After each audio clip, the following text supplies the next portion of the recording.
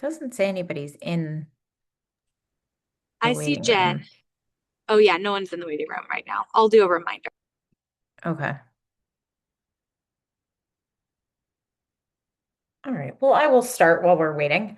Happy Tuesday. I can't believe it's our last week of momentum. It's been, it's like it's a growth paradox. It's fast, but it's slow, right? We look back, we're like, oh, wow, that was a decent amount of time. We're like, wow, it's already November. Um, So now, since it's our last week and we're graduating out of momentum, we're talking about real life fat loss, like how we manage events, how we manage travel, how fat loss fits into our life, not the other way around. It's not supposed to be the center of focus of our life unless we really want it to be the center focus of our life. Um, Okay. And so yeah, well, that's where we're and also like how do we manage this when life isn't picture perfect, right? Like how do we handle our weekends? How do we handle weddings? How do we handle moments where hey, we're human having a human experience, right? We don't want to lose our result and we don't like lose all of our results. We don't want to lose our mind. Um, because to maintain your fat loss, it's not about being perfect. It's always about being consistent. Um, are you letting people in? Because they're not popping up on my end, but then I see that there's more people being let in. So are you? Yeah, I think they're auto joining. So I've never Oh, had that happen before. perfect. I love But that. that's great. But so, like this is if we've all had those weekends that just go sideways where one glass of wine turns into like half a charcuterie board. And it's how to navigate through that, how to make sure that doesn't become the norm and just how we're going to live life and maintain fat loss. Um, so, the real fact of all of this and like what you've probably noticed over the last 9 weeks is most of our plans look really great on paper, and that's like probably true for life, right? Until real life hits. And if your fat loss and your systems and your plans only work when everything is calm and predictable, that's not a plan, that's control. And we're not going to be able to control life. It's not how this works. Um, so fat loss can happen. We can hit our goals. We can do all the things and be able to pivot on a daily basis. It's because it's not about the control. It's about confidence in ourselves and confidence to trust yourself in every environment, whether that's your own kitchen, you're at a resort buffet, you're at a wedding, like wherever you're at. We don't want to miss out on life, but we need to learn how to make it fit into life. And that's where our strategy comes in. So the biggest thing is this mindset about all or nothing, right? And when we really look at it, like imagine you're sipping your coffee and you like spill a little on your shirt and you're like, oh, well, might as well throw the rest of it on myself. Like that'd be insane, realistically. And so when we look at it that way and then we think about it from the same kind of perspective when it comes to our fitness goals or our fat loss goals or making them fit into life, like it doesn't have to be all or nothing. And if we continue to live in that mindset, we will never make progress. We'll forever be in our circle. Like I'll start over on Monday. Okay, so maybe we went out to brunch and we drank too many mimosas and we ate way too many pancakes and we just like did nothing that supported our goals. Cool. Maybe we go home and we take a walk and we have like a light protein forward lunch, not to punish ourselves, not to starve ourselves, but we can make the next right decision. And if something like, hey, I go overboard every time I go out is continuing to happen, that's where what does your pre-going out look like? Maybe we need to eat some more protein before we go out. Maybe we need to hydrate better. Maybe we just need to look at our systems and see what we're doing. Um, if you are 60% in motion, you're 60% in motion, right? Like this isn't the SATs. We don't have to score a certain amount to win. There is a certain amount we have to do to be able to make progress, but for you to look at yourself and say, "Hey, I'm moving in the direction I want to move in," or "I'm holding the line for myself," like something is always better than nothing. So we don't want to look at it from the we have to do everything right. And if you ask anyone that has successfully lost fat, who has built muscle, who has a body that is pretty commendable, or they have health or fitness, whatever that might be, fill in that blank. It's not because every single day went perfect. It's because they were able to pivot and just do the next best thing for themselves.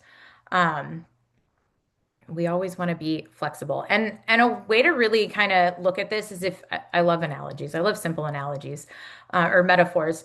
if you look at your fat loss or you look at your efforts kind of like a dimmer switch rather than an on and off switch, like it just because it's dim doesn't mean the lights are off. They're just not full blast. And there's also going to be different seasons where, hey, you have the next 3 months to put 100% intensity into your goals. Cool.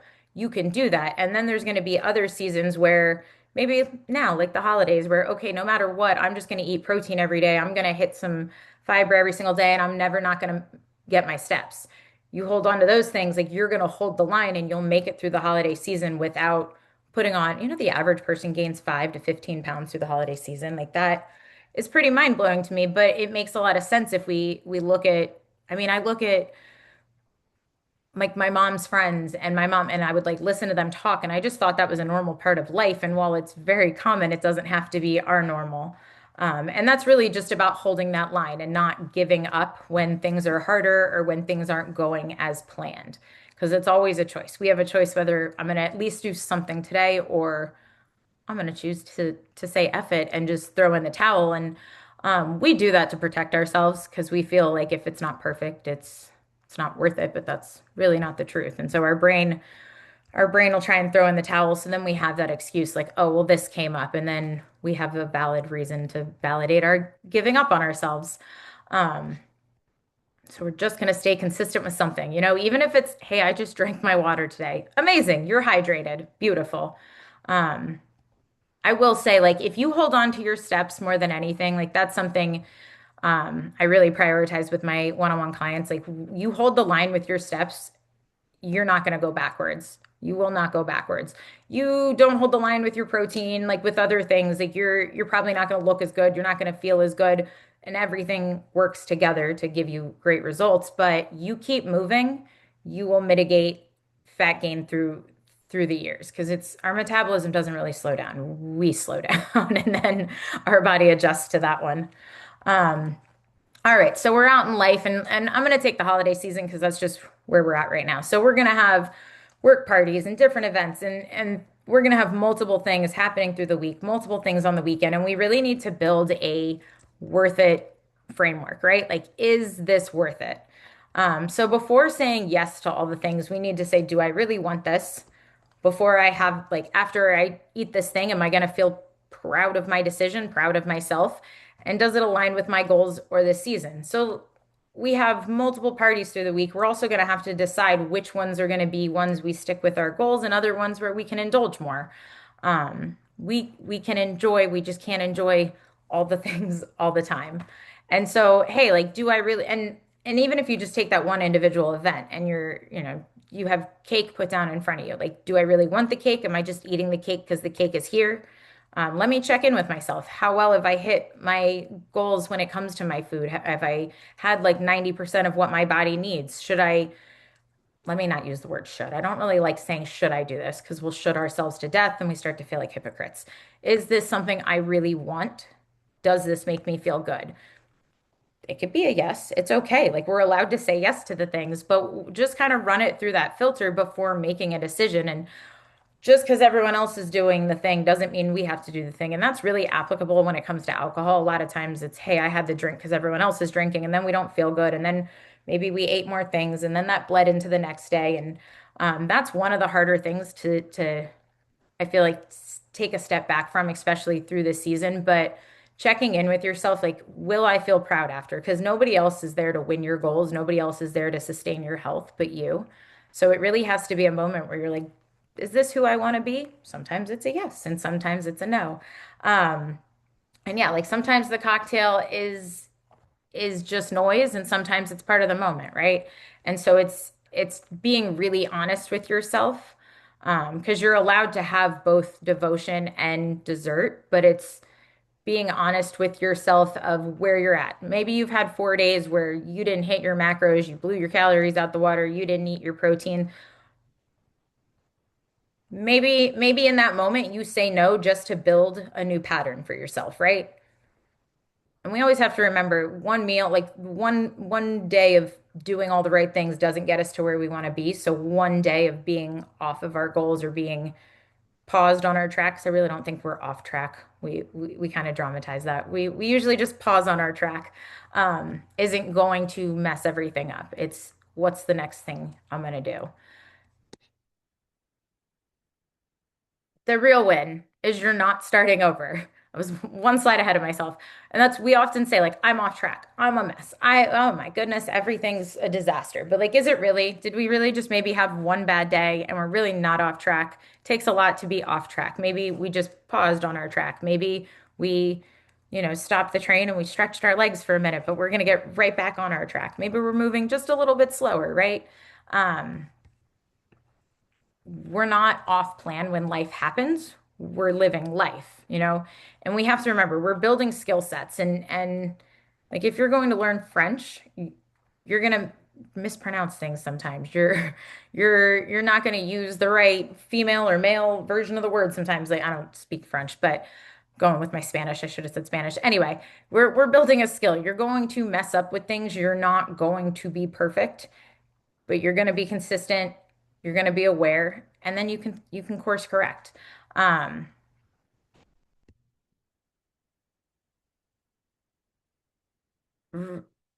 the biggest thing I think to remember is like every week, even the messy ones are really just data. If the scale's up, cool. Maybe it's inflammation, maybe it's water retention, maybe it's sodium. Take a look back at your week. Maybe we need to reassess where we're at with our bites, licks, and tastes, right? Um, Fat loss at any stage in our life, particularly perimenopause when hormones are adjusting and life stressors are different. It's not about extremes. It's about building the resilience. It's about holding the line. And I say that a lot because that's a really important thing. Like just figuring out what your floor is. And then no matter what, like, hey, aliens are coming down from the sky. We're like, cool, let me eat my protein really quick and then I'm going to go deal with that, right? Like whatever your floor is, hold that line for yourself. We don't want to start making negotiations with ourselves because then that's how we do end up back where we started or further away from where we started or whatever that might be.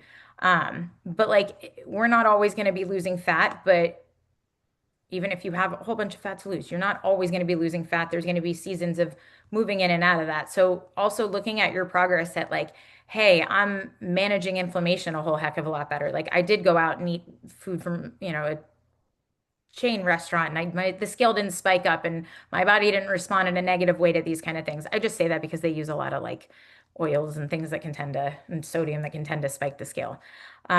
Your progress can look like you're hitting your protein and your fiber with a whole bunch of ease, or you're doing it intuitively, or you don't have to pre-track the night before and you can track as you go and you're hitting your goals. Like that's amazing. Progress can look like steps don't feel like a challenge anymore. That's just like a natural part of your day. That can look like it feels good to go get walks. Like these are all like you look forward to being active. And then like bouncing back faster after days off, like your body's building resilience, your body is recovering more quickly. Like these are all ways that we're progressing and that we can have off days, but still realize that we're making progress because it's not always about fat loss. There's going to be a time where you don't have fat to lose anymore and you're not going to be losing fat and you just are and we're just maintaining. And so also removing yourself from that fat loss identity is really helpful when it comes to maintaining these long term. And I know I mean I was afflicted through it for a lot of my 20s, but for a lot of people it's a lot longer and it's like the mindset of I'm on a diet. I'm on a diet. Oh, I'm losing fat. Oh, I just need to lose 10 pounds. So removing that identity from yourself really helps because we're not the fat loss. We're the systems. Um, Actually we're a person, but we we're not always in fat loss. All right, so we have flexible tracking framework, and that is choosing the level that matches your season. Because tracking is everyone's favorite love-hate relationship, right? Like we hate to do it, but we love the results we get from it. Some people just truly love it, but it creates really great awareness. It is a very useful tool when it comes to losing fat, building muscle, having optimal health. Um, but we don't have to do it always. I think there's ways we can ebb and flow in and out of it. Um, and there's different levels to it, right? So like level one is full tracking, food scale, macros, full data, just zoning in. And that's when you have specific goals. It's very hard to intuitively eat our way to fat loss. It's not impossible, but we don't like to be as honest with ourselves when it comes to food. Even when we're tracking, right? Like those bites, licks, and tastes, they really add up. And when you spent the time tracking over the last 9 weeks, I'm sure you noticed that for yourself, like, oh, that's interesting. And one of my favorite things when it comes to tracking is noticing how just because you're eating healthy doesn't mean that you're eating in a way that supports what you want from your body. And so if we have specific goals, let's get into full tracking, right? Or even if you're just trying to gain awareness of where you're at, you're like, wonder if I'm eating enough after coming out of a season of tracking for a whole bunch, and you spend a week full tracking, right? Then we have level two. That's just macro awareness.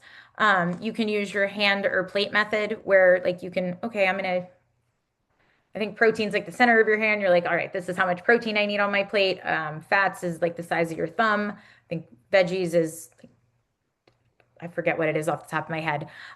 You can Google that one or like how to build your plate if you do like half of it as veggies. I think like three-fourths would be protein on the other side of that, and then the last one-fourth of that other side is going to be starches. So we can do things like that. Like you're like, all right, I don't want to track. I just want to build plates. So let me build plates in a way that support what I want for myself. Maybe you need more veggies. Maybe you need more volume. Maybe you need more starches because you need more carbs. Like whatever that is for where you're at in your life. Um, Level three is anchors only. You're like, cool. I not the calories don't matter right now. Like I can, all I need to focus on is my protein and my fiber anchors. And this could also be like through the holiday season. Cool. I'm not gonna worry about tracking. I have too many things going on. I'm gonna hold the line with protein and I'm gonna hold the line with my fiber. Amazing. And then we have level four, which is just habits. Where cool. I'm gonna get water. I'm gonna get steps. I'm gonna get sleep and let food be what it may, right? Um, we never want to stop when it comes to our health. Like it's never an all or nothing, as I've mentioned a few slides before. But I'll hear that, right? Like things happen in life and we're like, oh, well, I just gave up the gym or I just gave up this or I stopped doing this. And like, hey, we have to eat regardless. So we might as well kind of keep ourselves around a level three. But this like habits only thing is really important. And this is where we like our foundation, right? Like, so we're just focusing on habits only sometimes, then the next level. Um, but we never want to stop. We just want to shift our gears. And this season of life is much more full than any other because like you're taking care of parents, you're taking care of kids, you're at a place in your career where you're probably leveling up and um, experiencing more responsibilities. And there's just a lot more demand on your plate from many different angles. And um, we don't want health to be mentally consuming, but we don't want it to be something you throw out the window because your life is busy. Because here's the thing, we do that, and then that's when we don't have our health, everything else goes out the window, right? So it's kind of figuring out where you can sit to have the most mental, like we don't, reduce some mental fatigue. Where can you sit? But does it give you what you want from yourself as well? Um, and the further up we have to be up the levels, like, okay, maybe you're like level two is when I feel and I look my best, but it takes a lot more effort through, or like level one, whatever, and you're like, it takes so much effort through the holiday season. So maybe it's just 4 days out of the week I'm full tracking, and then it's like level three those other days. And that's okay. So, like, again, we can always ebb and flow. I'll tell you, if perfection was needed for this to be successful, I would not be successful. We just have to be consistent and we just have to hold the line somewhere. Um, so we have our weekends, our wine, our travel, our strategy for our social season, which we're moving into right now, but it's a social season all the time. Before, eat like you normally would. We're not going to save calories because if you save calories, you are definitely going to overindulge when you get there. That's your one-way ticket to oops, I blacked out in a bread basket. I ate the entire thing of chips at the Mexican restaurant, right? So we don't want to save calories. And like things like I know if I go to a Mexican restaurant and I go in there hungry and I've been doing things all day, please don't bring the chips because I'm gonna eat the whole dang basket. Like do not have the capacity to just eat one, right? So those are the things to remember about yourself too. You can tell them like please don't bring those if you don't think it's something you can moderate. But before we go to our events, before we go to dinner, before we go to the things like all day, we're going to eat normally. We're going to hydrate. We're not going to save our calories. During anchor to a protein, maybe we choose one worth it item and then we stop at like an 80% full. Um, if there's a buffet, cool, grab a plate, fill it up with some protein and some veggies, And then the second time around, pick some other things that you'd like, but like wait a few minutes, make sure let the other food digest, maybe take a lap, walk around.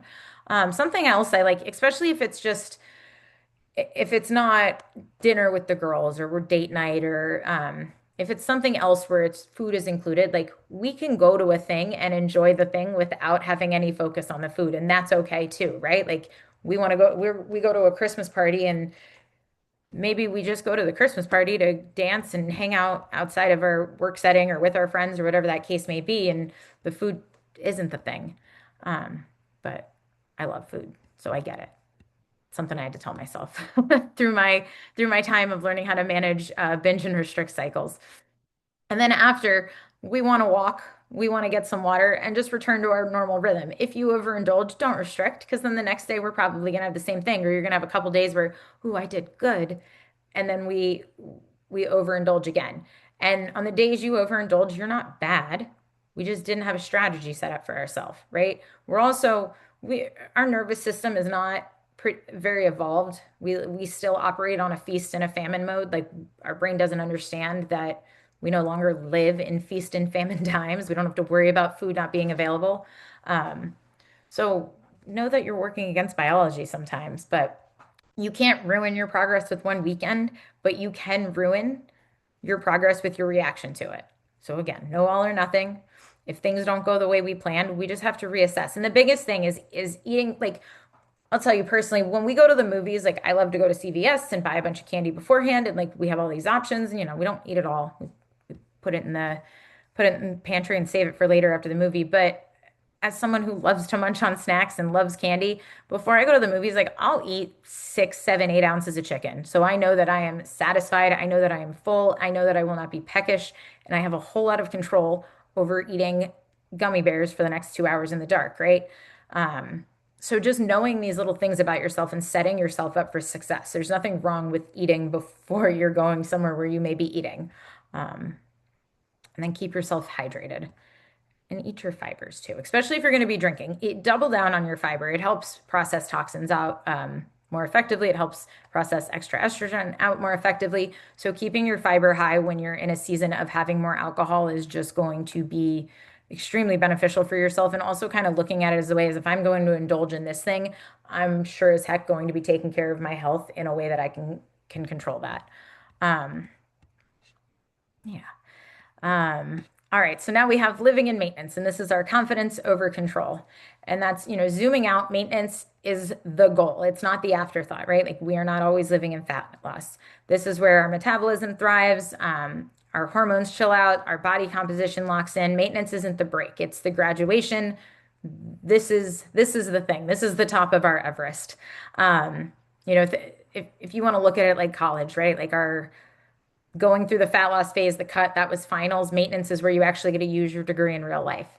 And your anchors stay simple. We're going to have protein at every meal, 80 to 90% whole foods. And you can really just take that in a mathematical way. Like, hey, I have 2,000 calories. 10% of that can be things that I want, while the other 90% are things that I need. And out of 2,000 calories, that's 200 calories. Like, that's enough to have half of a crumble cookie, half of a mini crumble cookie every night, right? Like we can enjoy, um,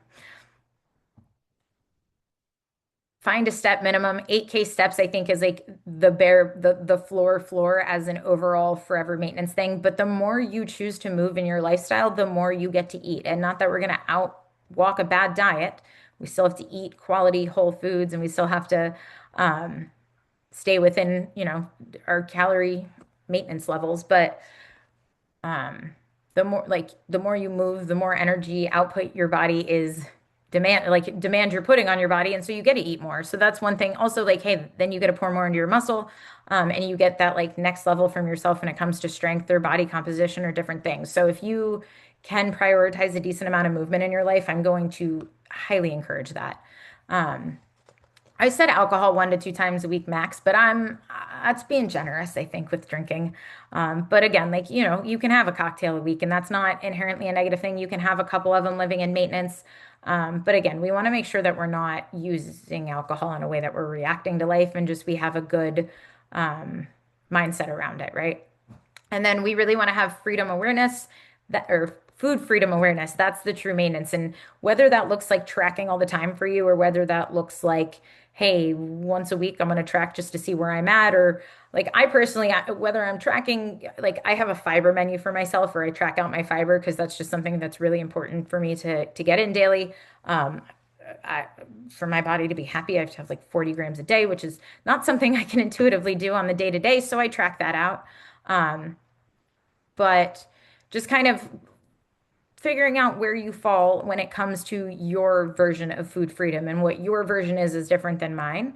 Um, but we want to make sure that, and here's the thing, like I don't want to just say like you get to the maintenance and now like it all, like it does take work on the day to day. Like I have to make sure I have protein prepped. I have to make sure I have enough food going in. I have to make sure I do make time for my steps and my trainings and those kind of things. But that's a whole heck of a lot easier than what I used to deal with when it came to binging and restricting and consistently having to lose 25 pounds or whatever the case may have been. Like my health was just, and my relationship with my body was total crap. So if I have to do these few things a week to make sure I find freedom in myself, amazing, because that's real maintenance. Um, and then I just put some like real life scenarios together. If we have a wedding weekend, right? Like we want to make sure we have protein before the event, we limit our liquid calories, and we dance our butt off and we keep ourselves moving. And that's one of those things where, like, hey, maybe we look at the wedding as a wedding and not a free for all black hole of food and alcohol. If we're out traveling with friends, like on the day to day, you want to hydrate, have a fiber heavy protein breakfast, and get movement daily. You're not going to be tracking. You want to enjoy, go to San Diego, we want to enjoy fish tacos. Like, actually, you could eat tacos every single day. They one of the easiest ways to get protein and veggies, but for storytelling purposes, right? We want to go have margaritas and tacos in San Diego with our girlfriends. Not a negative thing. We're just going to walk every single day, right? We're going to make sure we hydrate. We're going to make sure we hit the basics. Um, and I never want us to think like, hey, we have to be the buzzkill at the table. It's always about being the one who wakes up the next day or wakes up Monday or whatever, like comes home after the trip and you still feel strong, you still feel satisfied. Um, on the day to day, like we still have to keep our head in the game. We still have to keep our health as a focus, but it in the sense of like, ooh, I just need some protein today. Cool, cool. If you find yourself like drifting too far from where you'd like to be when it comes to your version of maintenance, we just tighten all the parameters on things. Okay, let me just go back to tracking, get some awareness of where I'm at, see where I'm at with my movement. It's been a busy season at work. I've been getting 8,500 steps when I normally get 11,000 steps. So I haven't been moving as much where food stayed the same. I put on a few pounds. Like it could be things like that. And nothing inherently wrong with us. We course correct, right? And so there will be ebbs and flows in this. Um, but at the end of the day, it's always about who you're becoming. Because, like I said before, I'm going to say it again, fat loss isn't who you are, it's the skill you used when you needed it to get to where you are, right? Maintenance is where we live. But all the skills you pick up through this process and the limiting beliefs that you push through, those are who you are. Like the woman who adapts, not the woman who starts over, that's who you are, right? The woman who shows up devoted to herself on a daily basis, whether that's at a 5% capacity or 100% capacity, that's who we are. These are just all tools that get us to from point A to point B. Remember, discipline, which I prefer the word devotion, but discipline, devotion, it's never about punishment, it's protection for the life that you want. And then some reflection, discussion questions we can talk about. We can take home with us whatever feels good. I have some questions in the chat. Um, Lauren said, one of the things I ask myself if it's special, it's worth it, something I haven't tried before, or I know it's homemade, store-bought, or something that I know is processed ingredients someone made, I opt out, wait beforehand. I love that, right? Like someone brings over homemade brownies, I'm going to eat those. Like someone gives me a bag of Doritos, maybe not. I do like Doritos, but it's like, how is this worth it to me? And then Lauren said, when we're at a social event, what fiber ideas do you have to target when I'm throwing back wine and avoiding political conversations with family? So like honestly, beforehand, like you could do, I've recently, like chia seeds or something I kind of look at as a supplement. I'm like, oh, I'm gonna have my tablespoon of chia seeds so I get my fiber up. But I would do like maybe like chia seed pudding. Maybe we're doing like some black beans beforehand. Maybe you're just getting a good amount of vegetables off of like the vegetable platter at the party there. I would do like berries, just simple things, whole grains, thing like that. Oats are another good one. Beforehand. That'll absorb that alcohol up too. And then Deb said this last weekend we had a goodbye party for one of my swim coaches at a pizza place. I had a nice salad with chicken at home and then went and had some pizza. Beautiful. That's like the most perfect way to go about that. You had your fiber, you had your plants, you had your protein, and then you went and you enjoyed pizza and you don't feel like you need to overindulge. The one couple of slices didn't turn into half a pizza, right? Because you go in there hungry and thirsty, you're gonna eat a heck of a lot more pizza than you probably wanted to. So I love that. Awesome. And that's something else. Like when we go to places like a pizza place, they do have, like, I know you said you ate it beforehand, but we can order things that aren't on menus all the time. Like pizza places have chicken to put on their pizzas, they have side salads. And there's been times where we go places where the menu doesn't offer what I want, but I'm like, can we put together something that I would like? And so I know you had that beforehand, but feel free to like make your own meals at restaurants. I worked in hospitality for many, many years. They have the ingredients, they can make it. Lauren said, I react to life by lifting heavier with slutty music. I save the alcohol for when I'm happy. Beautiful. We don't want to drink our feelings away. Lauren, I'm so hungry for my period. There's only so much. Okay. There's only so much protein you eat. Would fiber help control that? Fiber could, more volume in that sense, increasing your fats to help increase satiety. And then also, like maybe the few days before your period, you let yourself have more carbs. Like you have an organ that's like getting ready to shed its entire lining. Like your body's about to do some work. So you can feel free to give yourself more calories in those days. Maybe, yeah, that's what I would do. But or if that's not what you want to do, like lean into your fiber, lean into your volume, um, lean into Yeah, your I think I was just electrolytes. gonna add, I think it's like about 120. It's not like a ton, but 120 extra calories a day on average that women burn in that luteal phase, right? So, Hmm. like, yeah, like you said, giving yourself maybe an extra 100 calories and just, or even like 1 to 200 calories and seeing if that helps. But I kind of go between the options, like you said with the dimmer switch, like okay, maybe first I'll increase my food volume. I'll get a lot more veggies in and make that a priority, knowing hunger is going to be up. I make sure like maybe some of my liquid calories, I swap those. This would be if I would, especially in like a fat loss phase. If we're in maintenance, I think we have a lot more flexibility.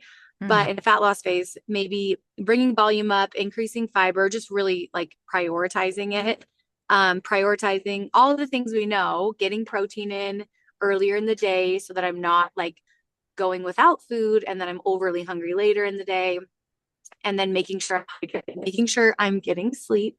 That might mean for me, like if I normally work out early, I'm adjusting and I'm moving it to later in the day. That I'm getting an hour of sleep. So all those things for me. And then if I'm still feeling hungry, and bringing my intake up 1 to 200 calories per week, and knowing too, like you probably won't be as hungry for your folliculars. You could even adjust, like maybe bring that feel and then bring them down 1 to 200 at that first week of your follicular. If you're like, I know I'm not hungry, I've got pretty big swing from like starving to pretty full, which can happen.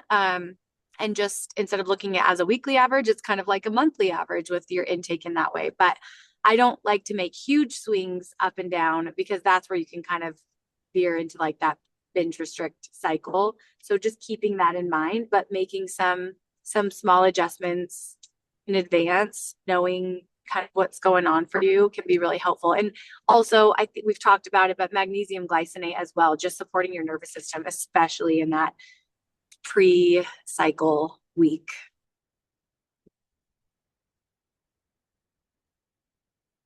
Oh, Yeah. and I think we have one more question, it looks like, too. I'm still, I would say, Lauren, like to your fight, like how you said you could eat 500 calories and maybe be full. We're also like you've been in some deficit calories for a while. So I don't know if that's just before as well, or you're talking about the last, couple of months of doing the cohort. Um, so it could be something to, you're in a deficit for a bit, and that could be playing up the hunger as well. And then I'm still working on a little more. Why, there's like something in the middle of my chat. It won't let me see the words. There we go. I'm still working on a little more fat loss. At what point should I move to maintenance and move back down if I want to dig more? How would I figure out maintenance calories when I get there? Um,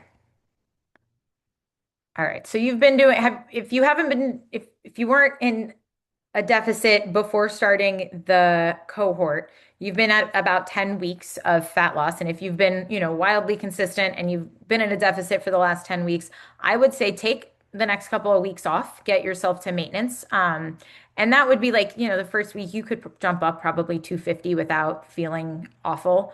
150 to 250, trying to get on that higher end. In general, like you can use just a like calculator.net has a great maintenance calorie macro calculator figure outer.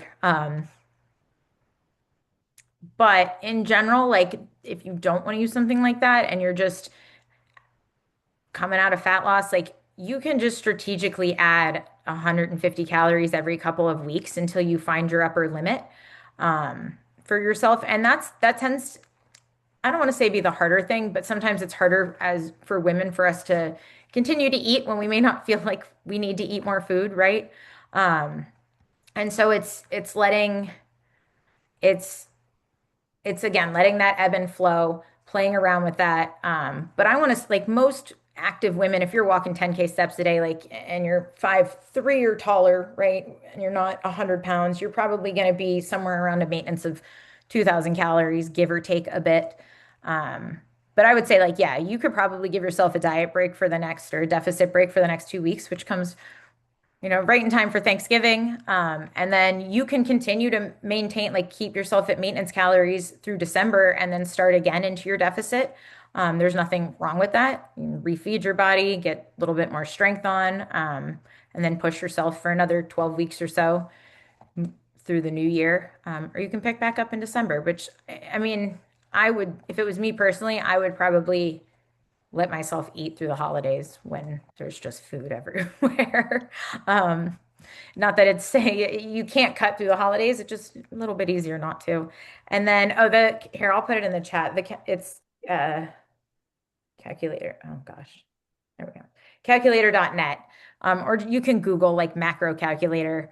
Um, and look at both, like if you think you're moderately active, also look at the lightly active calories and kind of gauge yourself in between those. Um, if you're, walking 8,000 steps a day and training 3 days a week, we're going to be more lightly active than moderately active. But look at the different numbers, kind of range yourself, see how you feel. But we can always push food. Yeah, and I think, Go yeah, I ahead. was just gonna say, happy to help if anyone has questions on their maintenance macros, and Hmm. just message us. But also, what I was going to say is your maintenance intake will be new. Like it's not going to be likely what it was before if you've lost weight. And I think, like Marita said, I really like to, because at the end of the day, like if we calculate your intake, if a macro calculator calculates your intake, um, that's going to give us a kind of a good guess at it. But either way, if you really want to see what that upper limit is for yourself, then testing that out is going to be the best way to know. So I think there's kind of a different like I think if you're feeling super hungry and very, very excited to get back to maintenance, then give yourself a big jump, like maybe jump up Hmm. 250 to 300 calories. And then hold that for a couple weeks and then bump it up a little bit at a time from there. Or if you're feeling pretty good and you're like not wanting to eat, you're a little nervous about eating a lot more food, then doing the 150 a week is a great like stair step approach too. So it doesn't feel so overwhelming. I personally don't ever have that issue. Like when I'm done with the deficit, I'm like, get me as much food as possible, as quickly as Feed me. possible. That's always my goal, but that's not the case for everyone. So we're all a little bit different. So decide what works best for you. Either the 150 a week until you kind of hit that upper limit and then bring it down, or the 250 to 300 initially, and then small, like maybe 50 to 75 calories at a time to kind of see where you land there. Just knowing it's probably the total amount is probably going to be somewhere between 300 and 600 calories. It's going to vary, obviously, person to person. Some of us have larger maintenance ranges than others, but somewhere in that range, and you'll make those smaller jumps to kind of, if you're more nervous about being pushing into a surplus, then make those smaller jumps after you hit that 300 mark to kind of test that upper limit of your maintenance. And then I agree with Marita. I was just going to say, I think if you have more fat loss, great. I love the idea of coming to maintenance, feeling really energized and good, having more flexibility through the holidays, and having that your new set point, and then moving back into a deficit after Christmas is really good timing. So, if we're always here, obviously, if you want help with that, we probably won't do another fat loss cohort till spring. But if anyone is interested in one-on-one coaching, we are doing our Black Friday sale, and you have till February to use that. So, little plug for one-on-one as well if you That's a want a heck of more a sale. individualized approach. Yes, it is. Very excited about the sale. So let us know if you have questions on that. And then also we're doing a little, so if you guys, I'm going to post that testimonial link today. If you want to submit a testimonial similar to what we did in just the fat loss cohort. But I'm going to give everyone that submits one just a little $5 Starbucks card. You know what? I'll bump it up to $10 because I don't even know if you can get a drink for $5 at Starbucks nowadays. So I will be doing a $10 Starbucks card for those that do a testimonial and photos. And then we'll be sending merch to one person, um, one lucky testimonial, which will be a hat, sweatshirt, and pump cover. And if I can fit a hydro jug in there, then I will. Um, whoever does just wants to submit a testimonial, I'll choose someone at random for that as well. So we love testimonials. And so just a little gift of appreciation for those that do those. Um, yeah. Any other questions did we have? Um, where did the top of my screen go? Oh, we do. Hold on. There we go. Jen said, "Yay, we appreciate y'all in this cohort." Thank you, Jen. We appreciate you. Yeah, and if you guys have questions with like coming up to maintenance, Hmm. ask that in the group. We're happy to help. Thanks so much for And you won't stay the same. educating, Like, Marita. oh, you're welcome. I'll say you won't stay the same weight. Like the weight you finish your cut at, like you're going to ebb up a bit as you eat Yes. more. And that's not like you're bad or you're getting fat or anything like that. Like we have to, we're refilling our muscles. Like It's it's just, glycogen, yeah, like hydration. you're full of more food, so now you have more poop. Like there's lots of things. So the scale will go up and don't let that like deter you from eating more. And just like when you reverse diet the first time, if that's something you've done, like as the calories go up, sometimes the scale goes up and then it whooshes down. So we don't judge on 1 week. We give ourselves a few weeks. And Yeah, I think, with gosh, thousands of women we worked with, I would say the average is you're usually going to sit anywhere from like 1 to 4 pounds heavier. Most of my clients, it's around 3 pounds, 2 to 3 pounds, I would say is kind of the most common when you come up to mm, maintenance. And it's really fun actually, because when you finish a deficit, if you look in the mirror, you're going to look pretty flat. Um, I and hate as that. you eat more, your muscles will fill with glycogen and they'll fill out. And also that means you have more energy to train with, more energy for your day, better hydration. So all of those things are really good.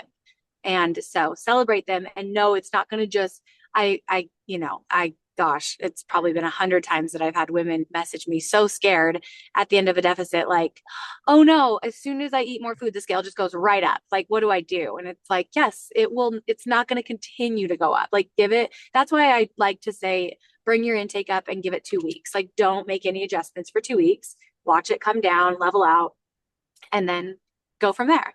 So it is, don't let that initial weight spike scare you. It's supposed to happen. Yes, That's why the DEXAs are DEXAs amazing for help. that, Hmm. And those change for too. So sure. again, like we always want to, we're not our numbers. It's all okay. We're not our numbers, gang. I Absolutely. think that's all I have. Yep. But yeah, if anyone has Hey, any thanks so questions, just much. message us. And Yeah. Sorry. We'll be in the group. Oh, also, a couple of you DM'd me that wanted your habits loaded for like indefinitely. I think I can load them for a year. So just message me if that's you. I'm happy to load those. Maybe when you message me, tell me which ones you want me to load because I don't know. It can feel overwhelming to have like all of them loaded. So just message me on the app and I will probably do that on Sunday for everyone so that they're good to go for next week. Thanks, everyone. Bye. Talk to you soon. Thanks, Marita.